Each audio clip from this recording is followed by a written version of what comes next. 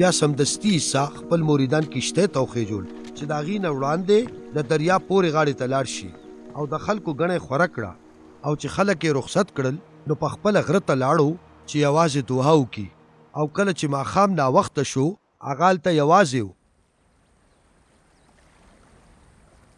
په هماغه وخت کې مریدانو ته د وچې نه ډېر وړاندې په اوبو کې تکلیف جوړ شو ځکه چې کشتۍ د سختو چپو او د مخالف هوا په وجه په دریاب کې په چورلېدو وه.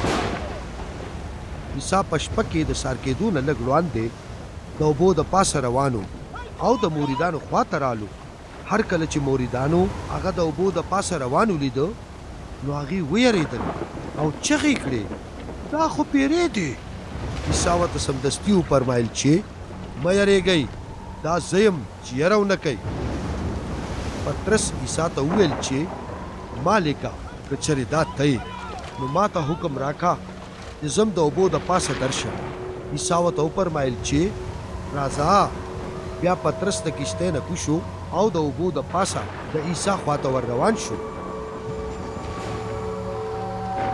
هر کله چې هغه د طوفان زور ولیده نو هغه ویرېده او چې ډوبېدو نو چغې کړې چې مالکه ما بچ کا.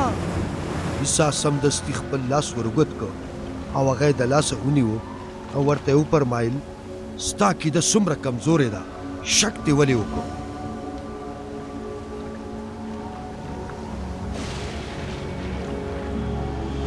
هغې چې کله په کشتۍ کې سواره شول بیا طوفان ودرېده نو په کشتۍ کې ناست مریدان ورته په سجده شول او ویې ویل بېشکه چې ته د خدای پاک زوی. کله چې هغې پورې غاړې ته ورسېدل نو هغې د ګنسرت علاقې ته رالل. د هغه ځای خلکو عیسی وپېژنده او ګیر چاپېره خلک یې خبر کړه او ټول بیماران یې ونه راوستل او هغه ته یې منت وکړو چې دې ته دومره اجازت ورکا چې ستا لمنې له لاس وروړي او هر چا چې لاس وروړو هغې بالکل روغ رمټ شول.